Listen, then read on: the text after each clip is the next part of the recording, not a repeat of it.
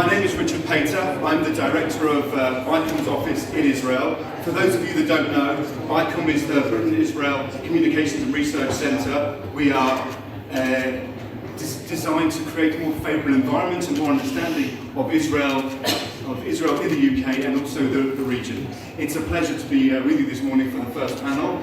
This morning we're going to be discussing the Iranian nuclear issue. I think ahead of the deadline of just over a week to go in the negotiations for the nuclear deal, we're going to discuss the strengths and weaknesses of the deal. We're going to discuss the policy implications for Israel and the UK and the allies within the P5+1, and also pan out and see beyond the remit of the nuclear negotiations, also discuss the ramifications for the region and the role that Iran plays, primarily within the Iranian partners in the region, Syria, Hezbollah, and also in Gaza, Hamas and Palestinian Islamic Jihad. So I'm just going to briefly introduce the panel. I'll say that we have a tight schedule here, as you can probably see in front of you. I've asked the speakers to limit their opening comments to 7 minutes, and then we should have time to take some questions from the floor. If I introduce our guest, Dr. Emily Landau, it's from the INSS, the Institute of National Security Studies, one of Israel's leading experts in arms control and nuclear proliferation. Shashank Joshi from the RUSI here in London is an expert in security and foreign affairs in the Middle East and other regions as well, in fact, and on the nuclear issue. Sima here is a veteran of the Mossad, also a deputy of the National Security Council in Israel, and currently the Director General of the Ministry of Strategic Affairs. Meir Javendanfar next to me is Iranian-born expert. Sorry, Deputy Director. Somebody can say that I promoted myself. Meir is an Iranian-born, British-educated, also currently Israeli, lecturing at the IDC on contemporary Iranian politics. And finally, Sir Richard Dalton, a distinguished British diplomat with a long career based in the region, serving in Jerusalem, also Libya, and also previously Britain's ambassador to Tehran as well. So thank you all for joining us. And if I can start perhaps with Shashank, if I can ask you to open up and say a few words. First of all, if you think that how realistic is that we're going to have a deal signed in just over a week, and what are the latest positions of the P5+1, and how do you see it panning out yourself? Thank you very much. Thanks, Richard. Thank you all. Thank you for having me on such a fantastic panel. 7 minutes, I'll speak to 5 fairly brief points about the deal. I think Emily's going to be going over some of the details and nitty-gritty of the deal itself, the parameters we've had outlined in RUSI, so I won't go over those about enrichment levels and stockpiles and Not too much, 7 minutes. 7 minutes. You can cover the major points, but I think the first point to say, number one, is that there's a sense of optimism around the prospect for a deal. I personally, these are numbers in some respect plucked out of thin air, but I would say, personally looking at it as over 70% chance of an agreement, whether that's within the precise day of the deadline coming up in 8 or so days, or a few days or a week after that point. I think we're still looking fairly likely and on track. And I think that a lot of stuff is concentrating minds. Of course, yeah, sorry, I hope that's better. A lot of stuff is concentrating minds, not just in the past 18 months with turbulence in Iraq and Syria, the growth of ISIS. And this goes to the question of linkage, of whether there is a connection between arms control here, the nuclear deal per se. I don't believe there has been a sort of quid pro quo, as is suggested. This is the idea that Iran has been given particular leeway or latitude in the region precisely to secure its concessions on the nuclear front. But I do think there's not been quite the watertight sense of compartmentalization that some of the P5+1 have claimed as well. I think that the prospect of failure has always been quite bad for nuclear reasons, for reasons of a continued nuclear build-up, enrichment capacity by Iran, and on the other side, the continued accumulation of sanctions. But I think the prospect of facing an environment of no deal, where we have Iraq in the condition it's in, has been a particularly aggravating factor in that situation. It makes us even more afraid, even more aware of the circumstances we face without a deal. I think that's also true on the Iranian side, by the way. I think they have looked very carefully at Saudi Arabia's willingness to escalate quite rapidly, quite boldly in Yemen. They've looked at the emerging diplomacy between Saudi Arabia, Qatar and Turkey, their willingness to coordinate positions in Syria and support groups with a new unity of purpose, perhaps even looking to rehabilitate groups like Jabhat al-Nusra, and I think that also concerns them deeply. They are overextended, they are overstretched, and they perhaps don't have the same confidence they did in the region 12 months ago. So in other words, I would look at this with a sense of reasonable optimism, and a sense of both sides' minds being sharply concentrated. The second factor is on divisions within the P5+1. Richard, you asked about the P5+1. Now, I don't have a sense of granular positions of each party, of each of the six powers and all the others.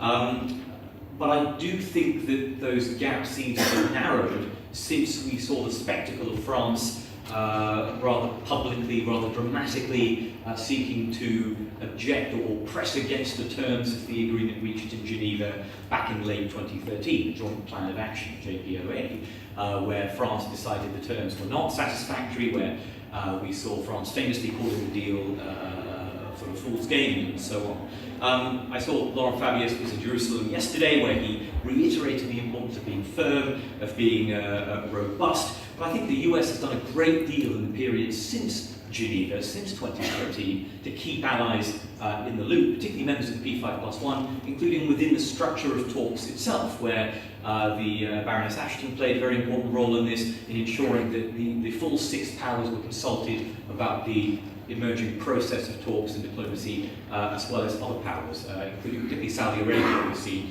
a very careful US effort to keep Saudi Arabia in the loop. The third point is how we interpret signalling and posturing coming out of Iran. I think we have had a tendency to give too much credence to the latest rant or sort of unhinged comments by the Supreme Leader without fully sort of appreciating that so many red lines have been set out and breached by the Iranian side over the past 2 years. I was talking to Meir about this earlier on, and he raised the example of the Supreme Leader saying Iran must have 190,000 centrifuges for industrial purposes. And of course we all know that the parameters agreed in Lausanne SWOOs, yes, absolutely right, yes. Which in the case of IR1s is not vastly different, but absolutely. We should certainly say SWOOs for precision. The most recent example of this phenomenon, I think, would be his line on inspections of military sites, and saying, well, any inspection of military sites or unfettered inspection would be unacceptable to Iran. And again, I think this is really an issue that can and almost certainly will be bridged with artful language in any final agreement. It is inevitable that military sites will have to be subject to some kind of inspection regime by the IAEA. There cannot be a deal without such provisions. I think we all understand that. I think the six powers wouldn't sign a deal without such provisions. The only question is how we frame this. In much the same way Iran has been able to come away from Lausanne saying, we can enrich at Fordow, or we can continue nuclear activities at Fordow, to be more specific. Whereas, of course, what they can actually do at Fordow is capped to near meaninglessness and has very, very few non-proliferation consequences, yet allows Iran to come away and say, we're not shutting Fordow. Finally, do I have enough time? One more minute. On the issue of the scope of the deal, and particularly how human rights and regional security concerns, Iran's support for terrorist organisations and other armed groups in the Middle East factors into this. It's my opinion that no deal could succeed or be reached if we attempted to include human rights or regional support for terrorism into a deal. I just have not seen past arms control agreements where that sort of activity has been shoehorned in. I know a lot of people have raised the US-Soviet diplomacy. Of course, the Helsinki Act in 1975, the Helsinki Accords, did include human rights, but also included big concessions to the Soviet Union on recognising the current present territorial borders in Europe. Those kind of concessions are not the kind of concessions that anyone here, or most of us, are willing or ready to give to Iran. And so we can't just add point. We have to recognise also this would change the nature of the agreement. Iran will also expect concessions. Those are not concessions at this point we can include or realistically achieve in the agreement.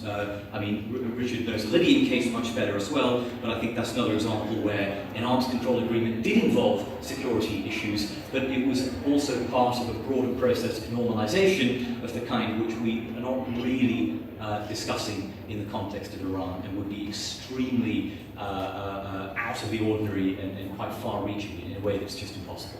I'll stop there and hand back over to Richard. Thanks. Thank you very much.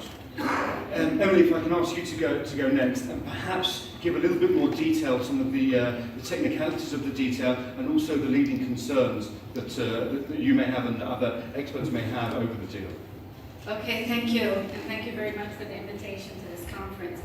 Let me just say one very short comment in response to what was said here about including terrorism and other issues in the context of a deal. If I just go back to actually what Netanyahu said in his speech to Congress, what he was talking about was relating to those issues before the deal sunsets. In other words, the idea is not to overburden the deal right now with these issues, but you don't let the deal sunset without relating to those issues, and I think that's a very valid point.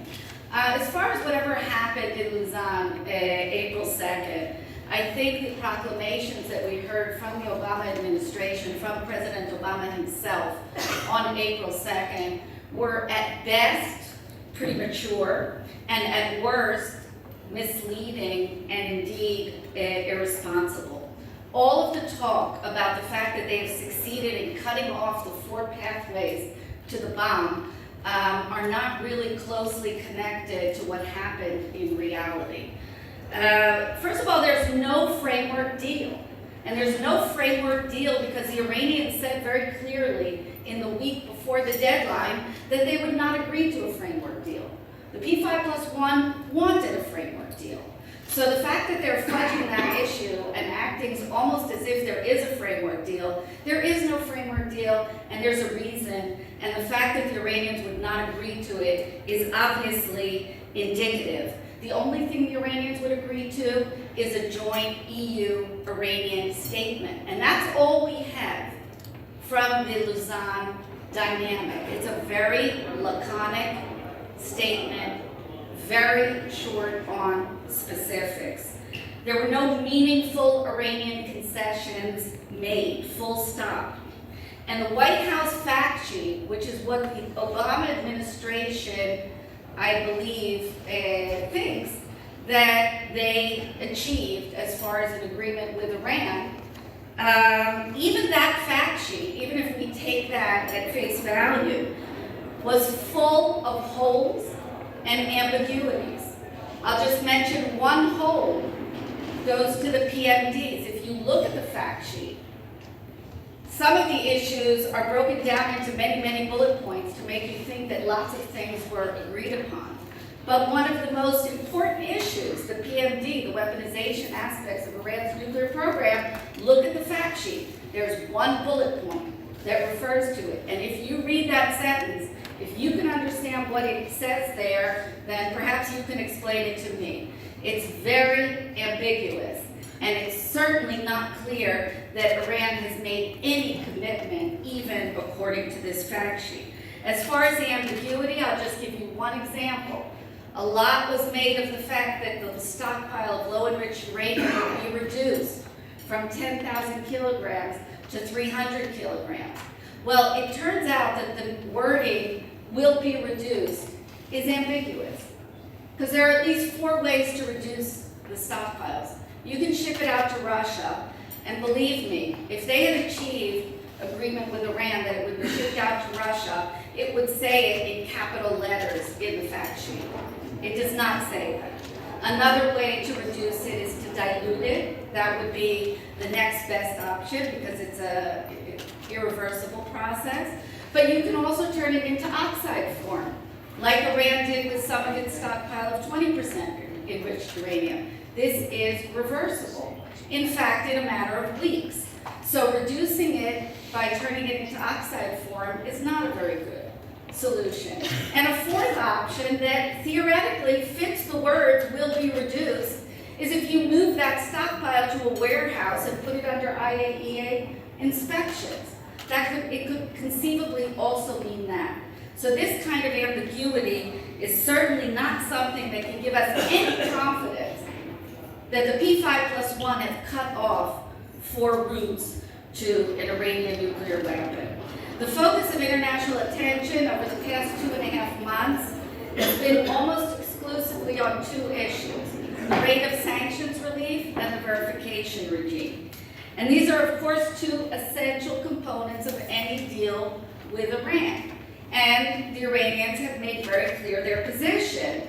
Not only the supreme leader, we heard it first from Member Zarif on the same day almost tweeted that the U.S. fact sheet was a spin. Rouhani was interviewed on Iranian television, and Khamenei, of course, made his opinions very well known. He said all sanctions must be lifted the first day, basically, none of this phased process. And as far as the verification regime, no entry into military facilities, no interviewing of Iranian scientists. And unfortunately, we've already had indications of the Obama administration backing down with regard to these 2 issues. As far as sanctions relief, we've already heard that there is very likely to be a bonus given to the Iranians on the day of signing that could be anywhere between $50 to $150 billion. We also heard with regard to verification, this idea of managed access to military facilities. Maybe that's what it will be, maybe not. What is managed access? That's opening up the sphere for many, many discussions with the Iranians over this, and lots of playing for time, just like we've seen over the past 12 years, and more specifically over the past 4 years with regard to the facility at Parchin. We also heard that there might be a committee to decide on violations, and the Iranians will be part of this committee. I would suggest to you that that's not the best idea for having a panel to decide on violation. Moreover, there are other issues that are still a concern. It's not only verification, and it's not only the sanctions. Ballistic missiles. The height of cynicism we have heard lately. Ballistic missiles were not included in this negotiation, even though they are one of 3 components of a nuclear weapon, because the Iranians said ballistic missiles are quote-unquote non-nuclear.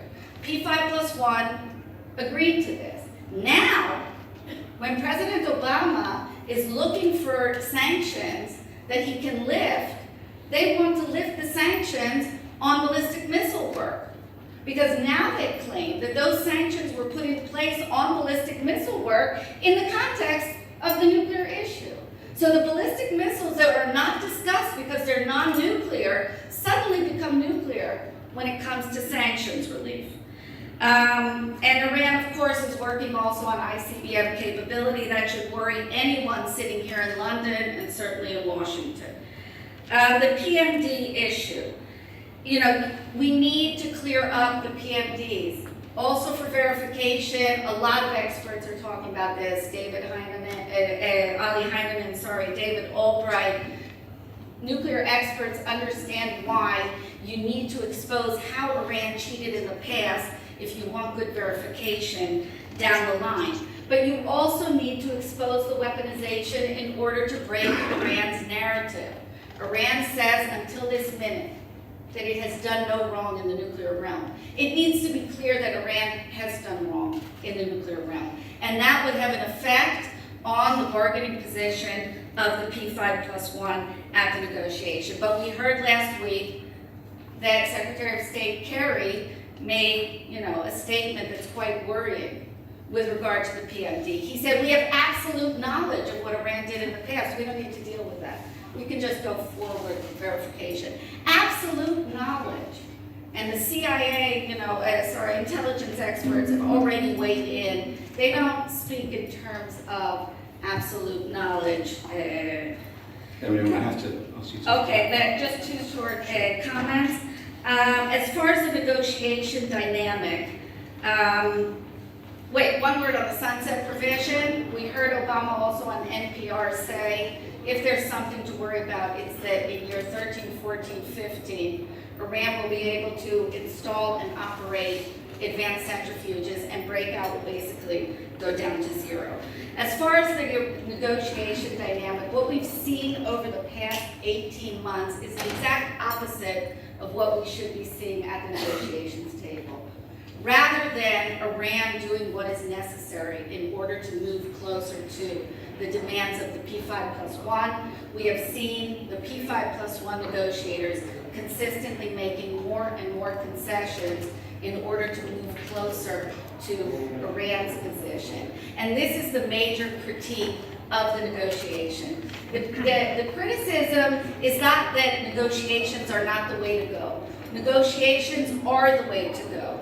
But in order to conduct this negotiation effectively, you need to understand how these negotiations work. You need to use the leverage that they worked so hard to get. 2012 with the biting sanctions, use the leverage and get a better deal. Thank you.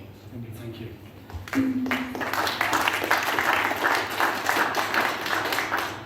I'd now like to turn to Meir, who can give perhaps a unique perspective on what's on his understanding of what's happening inside Iran at the moment. I suppose a couple of questions to lead you off with is one, if you think the Iranians themselves are actually prepared to sign the deal, and how is the deal being perceived within the Iranian population, and how this will affect things moving forward.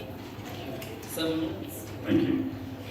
To be honest with you, I haven't seen so much joy from outside of Iran, in Iran, since Iran beat the United States 2-1 in the 1998 World Cup. When the deal was signed, you could see the joy that people poured onto the streets, on the social networks. People were tremendously happy. And I think that tells us one thing, that number one, despite the fact that the majority of the people of Iran want to have a nuclear program for civilian purposes, some people want nuclear program for other purposes, it goes to show that the people of Iran do not see the Islamic Republic of Iran, the regime leaders, as their true and honest representatives in these dealings. We were told that if, for example, if there's a cut in the number of centrifuges, people of Iran will be against it because people of Iran see centrifuges as their right. This is what the regime claimed. Well, guess what? The Lausanne understanding said that Iran will have to cut its centrifuges, and instead of people pouring onto the streets to demonstrate, we saw the people pouring onto the streets to celebrate. It goes to show that despite the fact that I believe there's overwhelming support in Iran for a nuclear program, the people of Iran see the regime strategy as detrimental to their livelihood and as detrimental to their interests. The nuclear program in Iran, the regime strategy has isolated Iran in an unprecedented manner. The regime strategy, instead of improving the lives of the Iranian people, giving them more energy and advancing the economy, has brought upon them sanctions. And I think this is what the people of Iran see. And most importantly, ladies and gentlemen, please don't forget that people of Iran, when they believe in something, they are willing to suffer for it. This is a people who suffered 8 years of war against Saddam Hussein. This is a people who backed Mossadegh when he wanted to nationalize the oil industry. In fact, the British, and I'm not sure this is the right place to say that, imposed sanctions against Iran. The Royal Navy was placed in the Persian Gulf, saying not a drop of Iranian oil can leave Iranian ports because Mossadegh nationalized the Iranian oil industry. The Shah got nervous because he wanted the sanctions to end. He replaced Mossadegh with another person called Mohammad Ahmad Lavam, who wanted to repair relations with the British and to remove the sanctions. And what did the people of Iran do? They went onto the streets to demonstrate against this person. They wanted to back Mossadegh because they believed in him. They were willing to suffer the consequences of the sanctions because they believed that Mossadegh was somebody who wanted the best for the people of Iran, who was a nationalist, who wanted to improve the livelihood of the Iranians. But ladies and gentlemen, after 2009, the way the Iranian regime went after the people of Iran, the way it abused their human rights, the way it killed, tortured, and raped Iranian men and women in prison, the regime lost the legitimacy between the people in its claims that the nuclear program is a national project. And this is why we are where we are today. And I think, number one, to answer your question, I think if there's a deal, the Iranian regime will abide by it.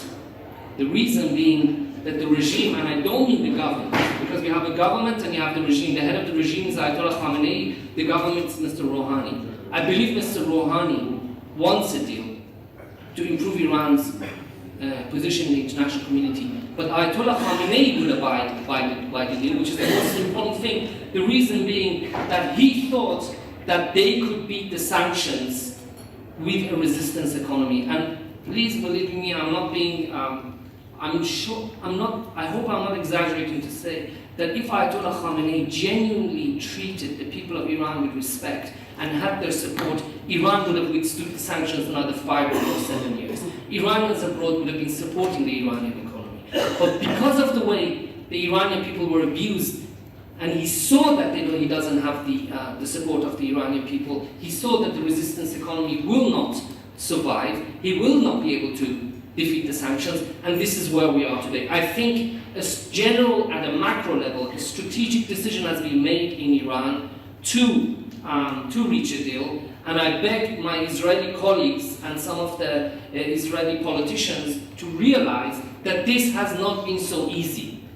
It is a little bit easy to sit in Jerusalem and just to say oh, the Iranians are not making any compromises. Believe me, they are making compromises. The Iraq reactor, which could have produced heavy water, it could have extracted, that is going to be, the core is going to be removed. That is a compromise. For Iran to allow inspectors, ladies and gentlemen, because of the agreement that was reached in 2013, there are inspectors visiting Iran's two enrichment sites, not every month, not every week, but every single day. There are tourist sites in Iran that don't get foreign visitors every day. The regime has had to make compromises. It has had to make to go back on its red lines, precisely because it has realized that it does not have the support of the people of Iran to defeat the sanctions. That there are people within the regime who believe that the nuclear strategy is turning the Iranian nuclear program into a bigger danger to the regime's survival than to the state of Israel.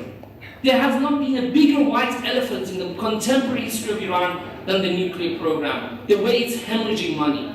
Believe you me, even bad old Mr. Ahmadinejad wanted a deal.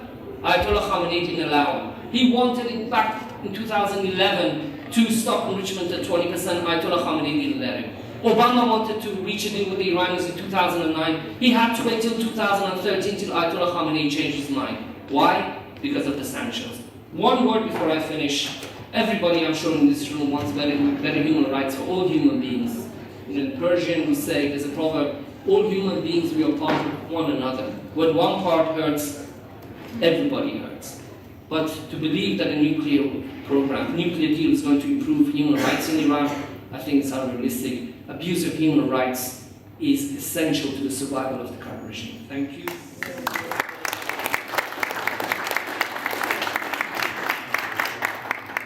Very much. Sir Richard, if I can turn to you next, and perhaps you could outline how you feel the results of the agreement it will affect both UK and EU relations with Iran. Thank you. I'd like to agree with Meir Javendanfar's views on willingness of Iran to compromise, and to say that I don't recognize the account of the negotiations that our distinguished colleague Emily gave. I do believe there is a framework, and I think both sides are negotiating to that, and I think that the momentum towards an agreement is very strong on the basis of that framework, and it was a framework in which both sides took and both sides gave, and that the explanations of it given in the US fact sheet and in President Obama's commentary to me, carry conviction. So let's go to EU and UK relations with Iran. The general context is of a belief that Iran is a major nation in terms of population and resources and power in its region.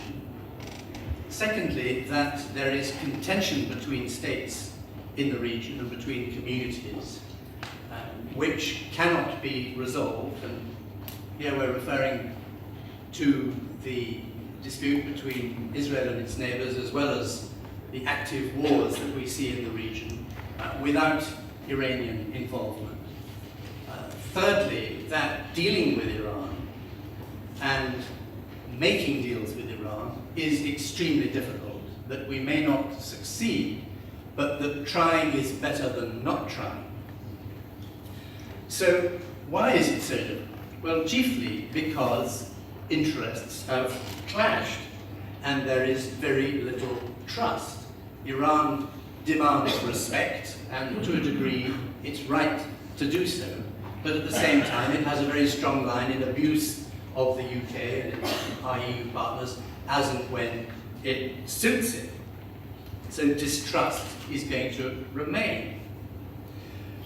There will be a renewed effort by the European Union to conduct the kind of political and commercial dialogues that it did from the late 1990s onwards. And we will be right to do so in terms of our national interests.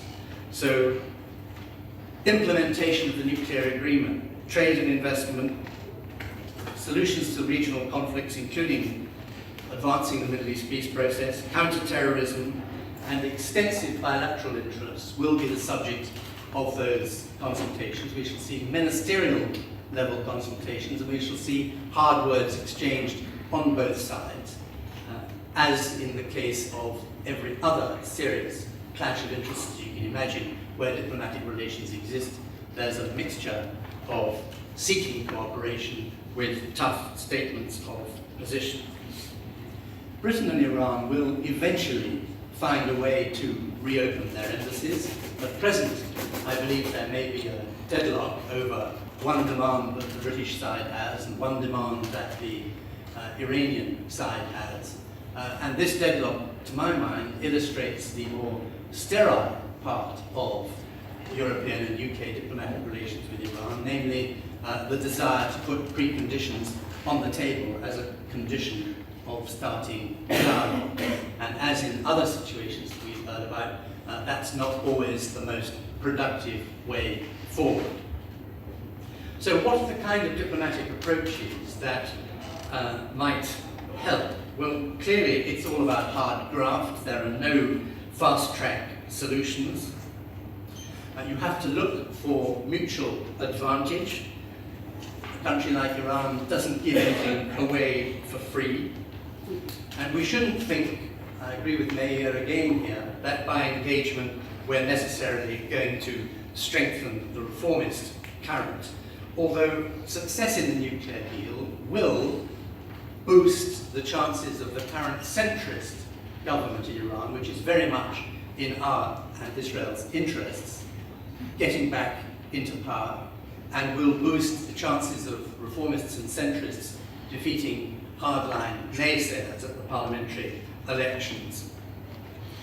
Finally, I'm a bit depressed by what I've heard so far in this meeting about the gulf between my view of where the UK and Israeli interests should lie and attitudes that are heard. I happen to think that more pressure on Israel in the context of a negotiation might be needed in future, and to smear people who think that as anti-Semites and racists is thoroughly negative and is something that I reject.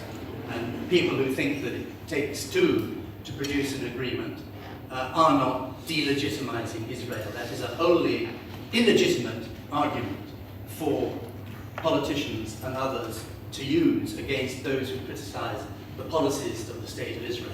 And if there's one message that should come out of this meeting, it should be to stop that language if the Israeli government wishes to win over the moderate majority in the United Kingdom, who are justifiably highly frustrated. And finally, I find fantastic the idea that the United Kingdom could lead an alliance of moderates that includes Israel and the Kingdom of Saudi Arabia. After all, it was the Kingdom of Saudi Arabia who recently rejected a seat on the Security Council on the grounds that the Security Council hadn't gripped or had in fact neglected the dispute between Palestine and Israel. So yes, there may be some tactical cooperation possible, and maybe it's desirable, particularly on counter-terrorism and in confronting Daesh, just as in the same way as it would be desirable for there to be tactical cooperation between Iran, the United States and the rest of the coalition in confronting Daesh in Iraq and in Syria. But this tactical cooperation in neither case would lead to a fundamental realignment. We should put aside the kind of exaggeration which describes Iran's motivation as reviving a Persian empire. It's ludicrous. Iran has no such strength in the world. We should put aside exaggerations that Iran is somehow trying to gobble up the other capitals of the Middle East. They are playing the power game in the same way as the United States, Israel, Iraq, and the Saudi Arabians always have.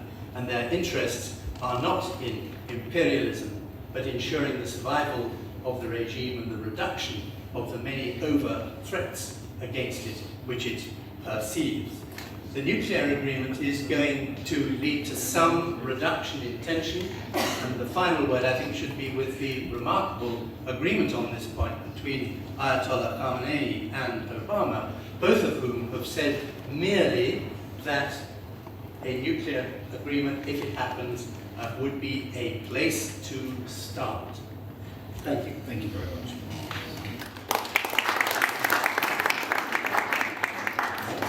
And finally, I'd like to turn to you, Sima, really to outline the existing concerns of the Israeli government that has both with the Iranian nuclear deal and Iran's regional behaviour as well. Thank you. It is the first challenge is to be the last one talking. I hope that I have something to say that others didn't say, and I want to start by saying, first of all, that the Israeli government always supported a solution to the nuclear problem by a deal, by a political deal. There is no question about the fact that if we can reach a political agreement that rolls back a program, nuclear program, as it was in the case in a different situation, but in the case with Libya or with South Africa or something like that, that is the preferable way to go for a solution of a nuclear program. The problem is that once you get into a negotiation for such an agreement, the side that is developing a nuclear program has to be willing to negotiate the rollback of its program. But the Iranians have come into these negotiations with a totally different interest. Their interest was devoted to two elements. One, and the first one and the most important one, before sanctions relief and everything, is getting legitimacy to its program and to enrichment and to fuel cycle in Iran. That was the aim of Iran in the last 12, 13 years since they started to negotiate with the European Union in 2003 and with the IAEA in 2003 also. So the Iranians came to the negotiation table in order to get the legitimacy to their program, to all the aspects of their program. And the second important element was, of course, the element of relief of sanctions. So the two sides came to the negotiation from totally different perspectives, from totally different points of view, and therefore we are standing where we stand today. So this is one point I wanted to mention. The other one is the question of what why is it the legitimacy is so problematic, and what is the problem with the agreement? What is the conceptual problem with the agreement? Not with the specific details, but the conceptual one. First of all is the fact that what I mentioned before is the question of legitimacy. You have to understand, this agreement is talking about 10 years. I don't refer to the numbers of centrifuge, if it is a year breakout time or no. The purpose of the agreement was to make sure that Iran does not have the capabilities to have a nuclear weapon. That was the purpose of the negotiation. And now, suddenly, we find ourselves that the purpose of the negotiation is to make sure that Iran is in 1 year breakout time from capability to have a nuclear device. So the whole structure of the negotiation changed. The 1 year breakout is, even if it's not a 1 year, Israel thinks it's not a 1 year, but I wouldn't go into these details. Even if it's 1 year, it is for a limited period of time. Does our concern, is our history finished after 10 years? I mean, what will be after 10 years, 15 years? Why, and this is a conceptual problem that we have with the very essence of the agreement.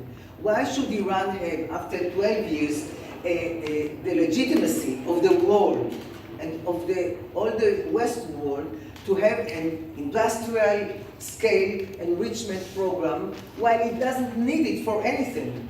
Iran has one reactor in Bushehr, nuclear reactor, that its fuel is, it gets its fuel from Russia. It will get its fuel for the entire life of this reactor from Russia. It doesn't have any other reactor that it needs to have nuclear fuel for.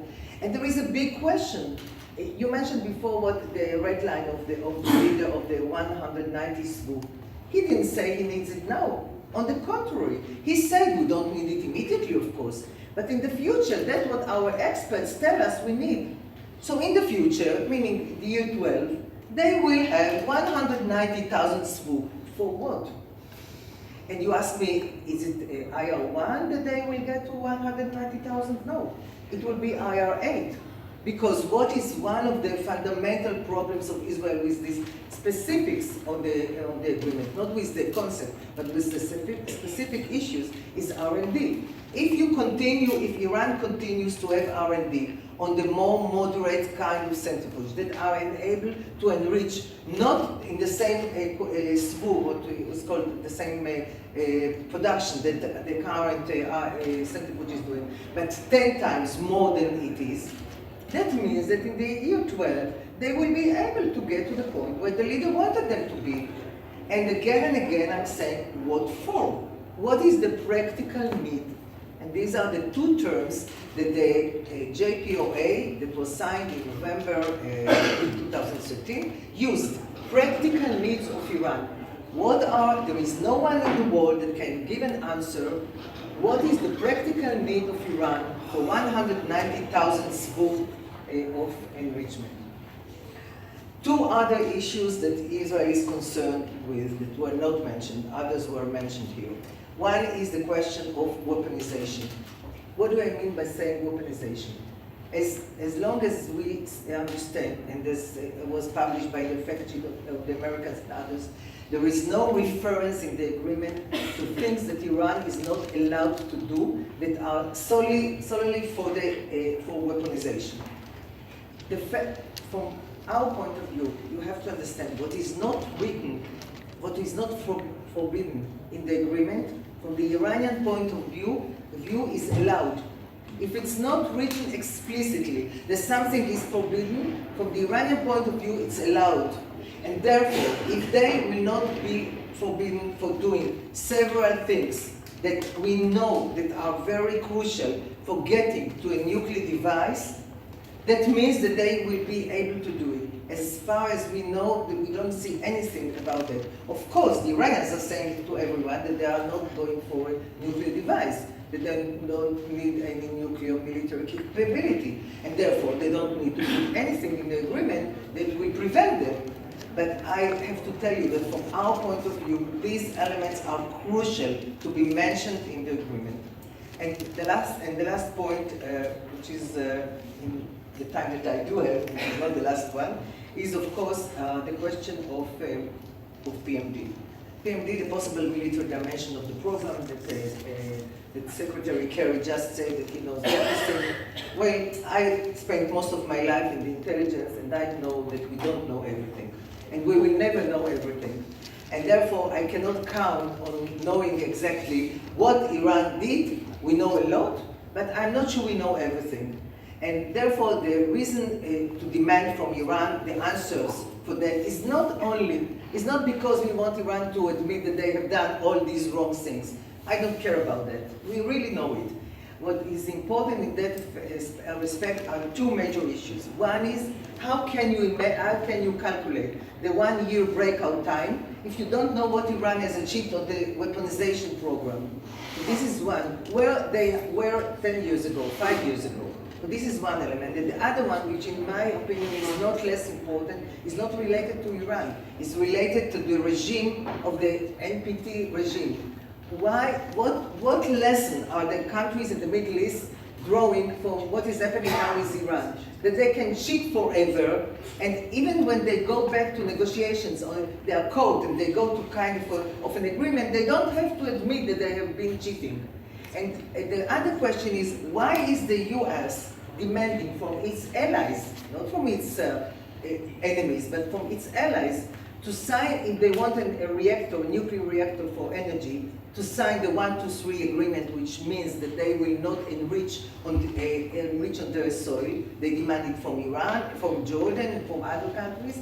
And they are allowing Iran, in an agreement, the legitimacy to enrich, which is a country that the last report has admitted that is doing terror all over the world. So I must say there are some very, very profound questions that have not been answered before going to the details of each of the paragraphs in the agreement. Thank you. Thank you very much.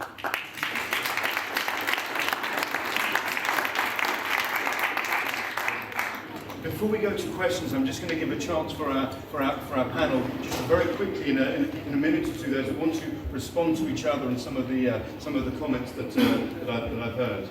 So Richard, would you like to respond first? And we'll go in this order, but I'll ask the panel just to keep the responses relatively brief. There are two strategic considerations relate more to politics and diplomacy and the use of power than actually to the detail of the agreement, which I would encourage Israeli spokespeople to consider seriously.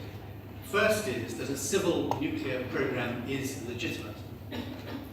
We tried for many years, starting in 2003 when I was British ambassador in Tehran, to eliminate Iran's right in international law to enrich uranium for peaceful purposes. And we maintained that approach until spring 2013, when the US-Iranian dialogue began in earnest. The reason that Iran's come to the table is partly sanctions. It's partly recognition by the P5+1, led by America, that the international legal context is an indispensable part of affecting Iranian behavior and the outcomes that we seek. The second consideration is that we're none of us in any international negotiation working to ideals. We're working to what is possible. And after all, in many other Middle Eastern contexts, we're told, no, such and such can't be done because it's impossible for us to do it. Well, it is impossible for Iran to do the things that many Israeli commentators ask it to do, namely to surrender to the international community. And in looking at this deal, we need to estimate what are the better alternatives. I don't believe that the United States and its partners are negotiating weakly and are going to achieve a worse agreement than they could have achieved. The US and its partners have brought the negotiations very close to collapse on several occasions in the pursuit of a tough opening stance. So we do need to think about how bad it would be if we get no agreement, we get no supervision of the Iranian program, anything to speak of, we get an increased chance of a further disastrous war in the Middle East. Thank you. Thank you, Sir Richard. Thank you, Meir. Just a couple of points regarding what my colleague said. First of all, regarding Emily demand that Iran support for terrorism to be included as part of the deal, I also don't want the Iranian regime to have missiles in Lebanon. I don't want the Iranian regime to be threatening the state of Israel, my house in Tel Aviv, or my compatriot's house in Kiryat Shmona. But to think that somebody is going to, we can include this as part of the deal, and that some suicidal foreign soldier is going to go to Lebanon, to Baalbek, to check if Iran is giving weapons to Hezbollah, or to check Hezbollah bank accounts, that if Iran is going to support them, is completely unrealistic. It's not going to happen, and I think such a demand is unreasonable, and even though I would like it to happen, it's unrealistic. It's not unreasonable, it's unrealistic. Nobody is going to go to southern Lebanon, or to Iraq, or to Yemen to make sure if Iran is giving or not giving weapons to Hezbollah or to its allies. In terms of, Sir Richard, you said that Iran does not have aspirations. Well, the Shah also had aspirations for influence in the region. Everybody, even Qatar has had aspirations, just ask Sepp Blatter. You know, everybody wants to have aspirations.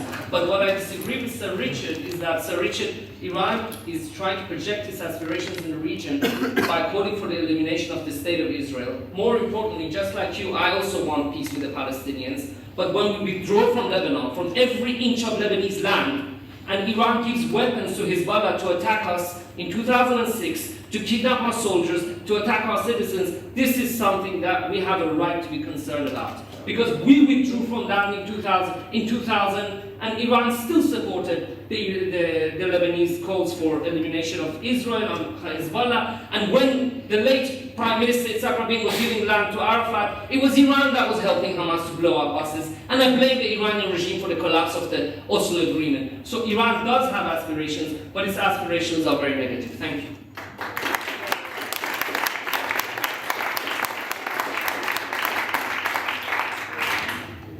There was mentioned here the question of what is the alternative, a war, and I must say that we heard it not for the first time, of course, now. I don't think the alternative to no agreement is a war. I think the alternative is a better agreement. And the question, is the alternative a war, should be asked by the Iranians, and not by the Americans, the Brits, the French, and the others. Because Iran is the country that is suffering from economic situation. Iran is the country that everybody knows that is doing terror all over the world, and Iran is vulnerable. And therefore, they should ask themselves, what is the alternative if the negotiation collapse? And the fact that we have reached the point, God knows why, that the West is asking itself, what is the alternative if there is a collapse in the negotiation, is a point in time that we have to ask ourselves, why and how have we reached this point, and why is it not the contrary that Iran asked itself this question? Thanks, Richard. Let me confine myself just to the last points that Sima raised. Firstly, she asked, how do you know Iran has a year breakout time if you don't look back into the PMDs? And whilst I agree with a great number of the points made about PMDs, both sides of me, I think it is important to state clearly that 1 year breakout time assessed for the parameters at Lausanne is from, it does not include the weaponization phase. It includes the phase of going to collect a significant quantity of uranium, high-enriched uranium for a bomb. And in my mind, a year is ample from a diplomatic and military point of view in stopping any Iranian drive for a bomb in violation of an agreement. I don't see what more we can do with an 18-month breakout time that we cannot realistically achieve in 12 months. The second point is, what lesson are other countries gaining from this experience of the Iran case? I think that's a really interesting question. There is one perspective there. The other one, of course, is that, first of all, a great number of other countries in the history of the NPT have also engaged in PMDs or weaponization-related work. Countries we might not expect. Sweden, Taiwan, South Korea, Australia, a number of other Western European countries.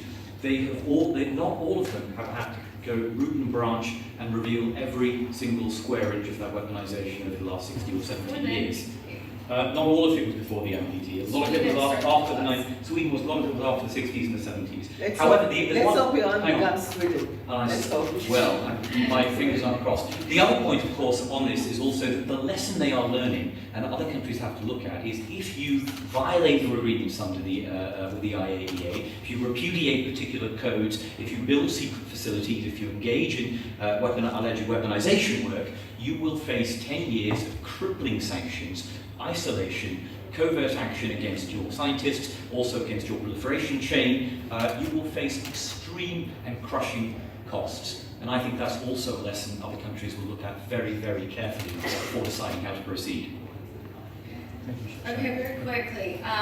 First of all, Meir, I didn't make any demand. What I explained is that what Netanyahu said in Congress related to the sunset provision, not to the deal itself. He said, don't let the deal sunset while this stuff is still going on. He's wrong.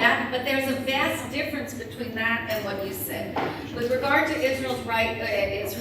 Iran's right to enrich, yes, this was conceded in the JPOA, but Matthew Croning, I suggest anyone to read this recent article that he wrote, and he explains that indeed this concession was a reversal as far as the United States is concerned of 70 years of non-proliferation policy, where you try to keep those sensitive technologies out of the hands of dangerous proliferators, of which Iran is a prime example.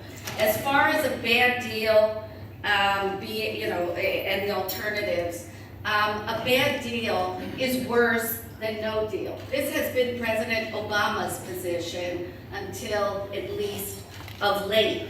And the reason a bad deal is worse than no deal is because a bad deal legitimizes a bad situation. If there's no deal, then conceivably the international community is still focused on getting something that might be good. But if you agree to a bad deal, that's game over. And I want to remind everyone that the reason that this issue is so important is because nuclear weapon capabilities are irreversible. We have only one case, South Africa, that rolled back, and it was due to a very, very unique set of circumstances. It's not likely to be repeated in Iran. If Iran gets nuclear capabilities, it's over.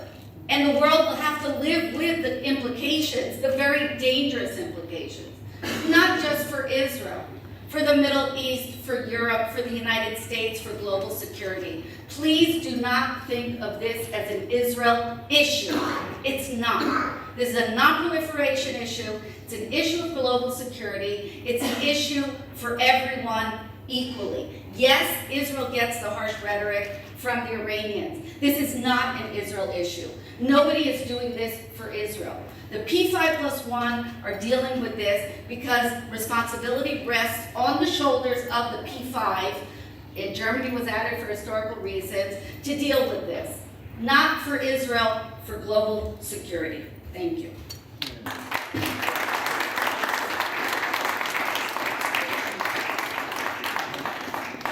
I'm told that we've run out of time, so we're going to have to end this session now, but I just want to thank all our panellists for the diverse views, and thank you all very much indeed.